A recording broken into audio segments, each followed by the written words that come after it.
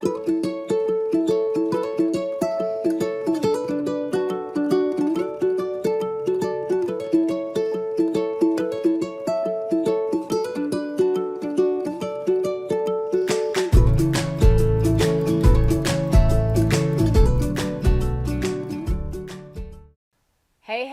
friends, Andrea Robinson here. And Chris Peach.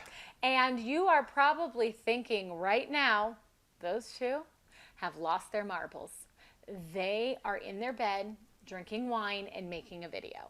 No, we haven't lost any marbles. In fact, we have quite a few marbles still up in our head. I think this is the reason why we're here doing this is because we're going to be talking today about dating our spouse. Dating your spouse and how important it is. And really, it's a rule that we live by. We set together, but we try to live by every single month. And for guys who are out there watching this, this is the finish line. Right? This is so the we're finish starting line. at the finish line. We're starting this episode at the finish line. I think you guys completely understand what I'm saying here, but we're going to dive into dating your spouse because what we have found out, I mean, this is all, we've learned this on our own, right? Remember again, trial by error. Trial by error is when we got married, it was so easy to date each other. It was hot and passionate. We could date every day if we wanted to. And then all of a sudden, we had these little kids. Yeah. And jobs and social events. And it just seemed like one thing after another. And all of a sudden, dating you almost became the back burner of life. Well, it was the bottom of the priority list, right? If they had time for it. Everything was more important. In fact, everything was more important. I mean, like friends were more important. The kids were always more important. The, job stuff was more important. The meeting with so-and-so, the late night at work, whatever was. Sure. This was here. And what happened? We often fought. Yep. We've talked about this before. We're not like big fighters, like out loud arguers. I give a mean silent treatment. Very mean. I am really good at the silent treatment. It's really bad. It's really horrible. It's terrible. It's a big flaw of mine. Huge flaw. Huge. Anyway, so we don't like scream, yell, holler. I just don't talk to him. And of course, he's a mind reader, or I think he should be, and he should know what was wrong with me, but he never did. Anyway, long story short, that wasn't working. So we fixed the priority list.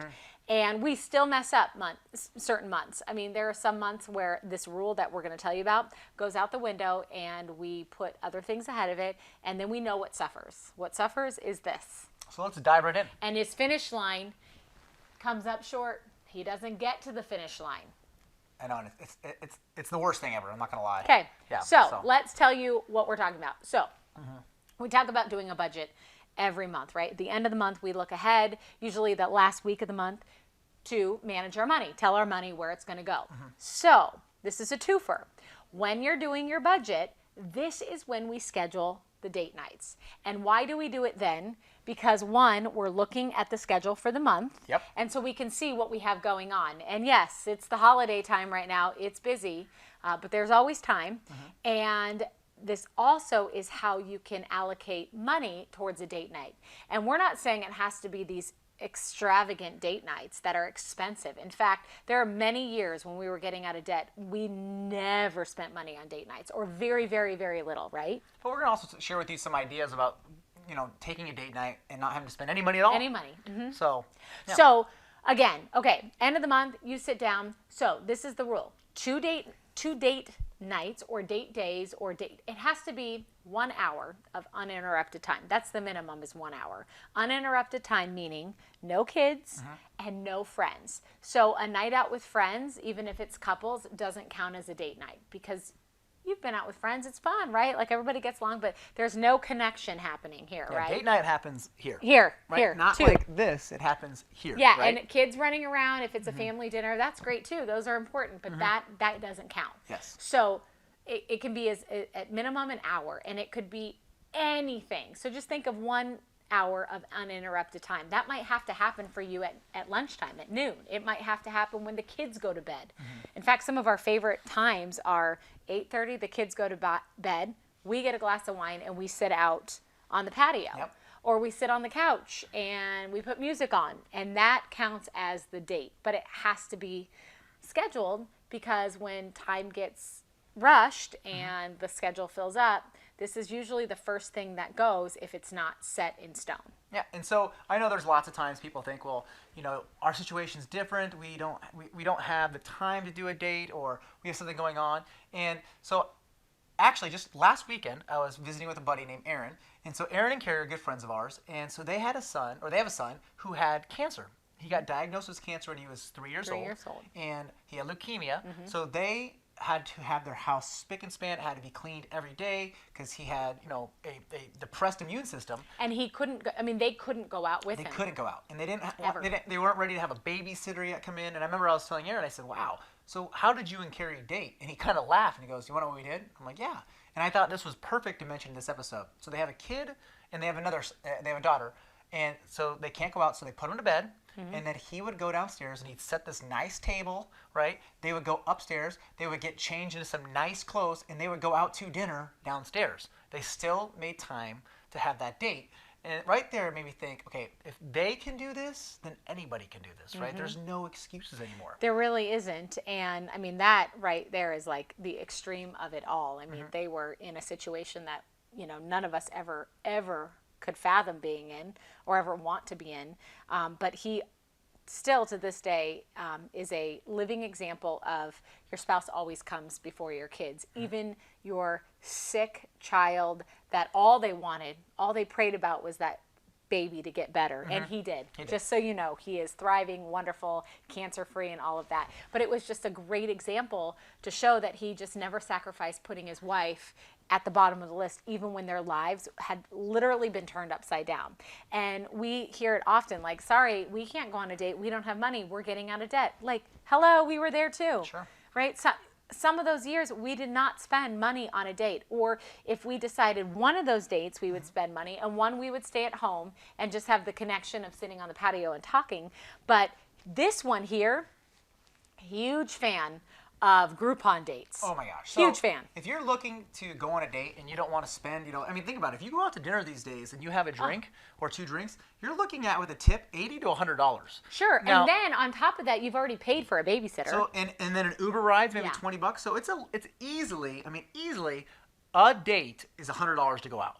And you might be thinking, well, no, we don't have $100 to go out. Groupon.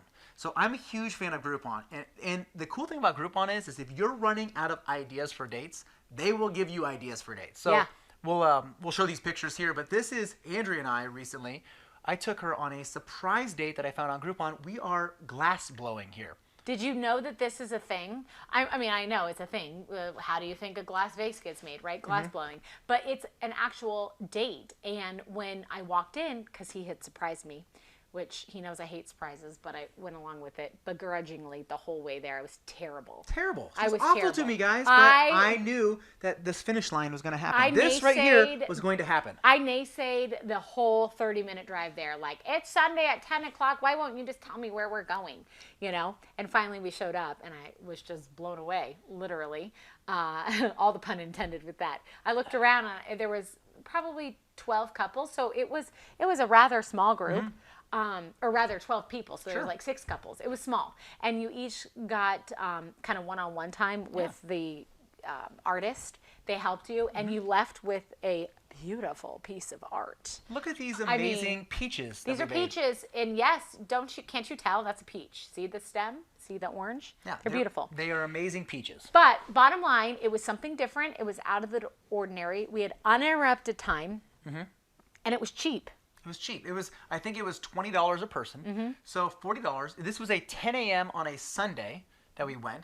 So it was outside of the box. It wasn't at nighttime. We didn't have to Uber because there was no drinking involved. And so literally for $40, cheap.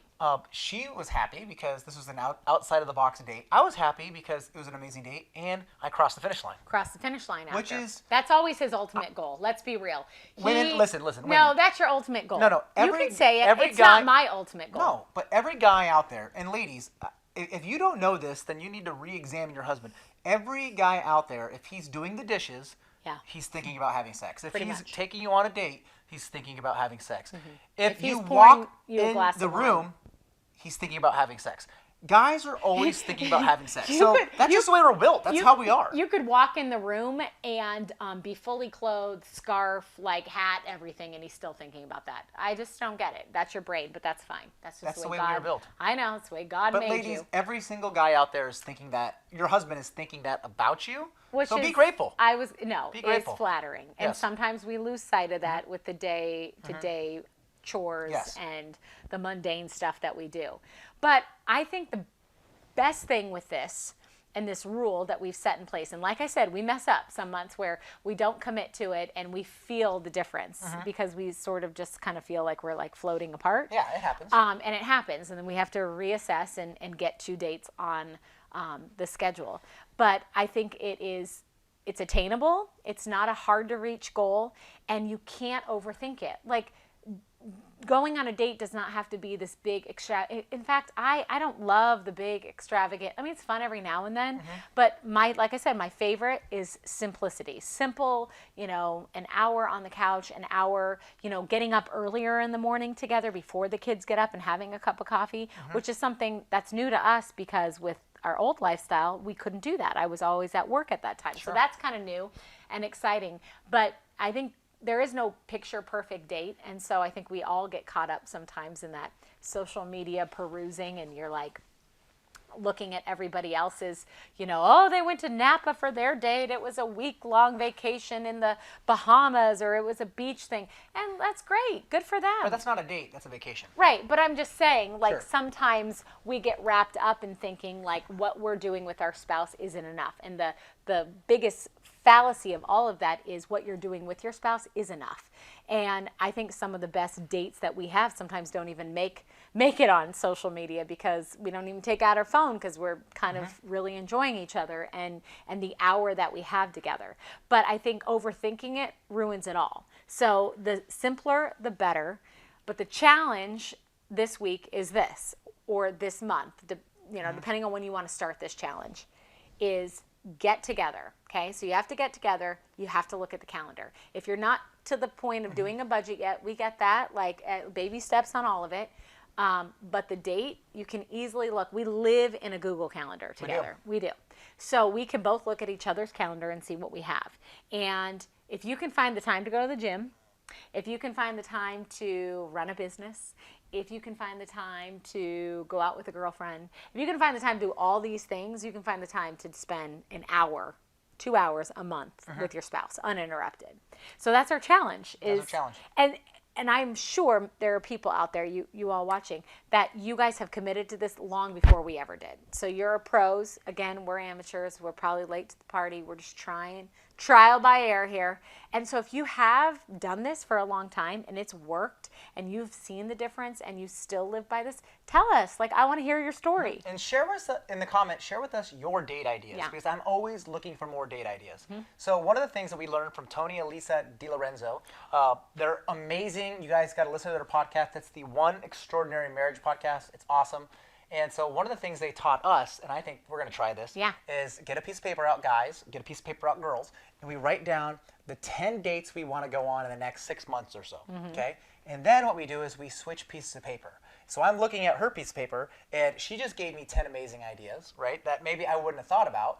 I gave her some ideas. So not only are we taking, now we're being purposeful about these dates, but we're taking them on dates that they want to go on and vice versa.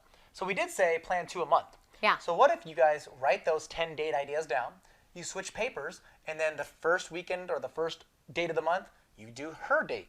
The second date, you do his date. And guys, girls, don't go in order. Pick number 6 and then number 1 and number 10. Be surprising. Switch it up a little bit. Yeah, that is so easy to do. And I will say, it doesn't have to break the budget. No, it doesn't. No. I think, like we said, the simpler, the better. The less expensive, the better. It just depends on where you are in your journey of, managing your finances. And if you're in debt, like, no shame. Just your common goal as a couple is to get out of debt. But your common goal as a couple is to continue to make this happen and thrive. So because none of that will work. Right here. Yeah. This is the finish line. So that you cross the finish line every time. So let us know. Share it with us in the comments. Let us know what's working for you. Share some great date ideas.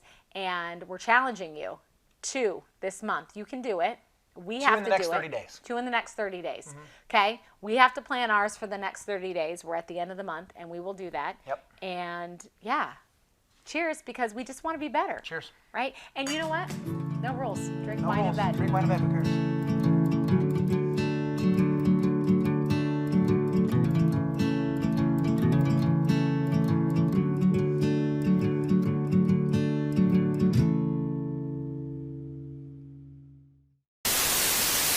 I am going to drink all of this wine and then finish line.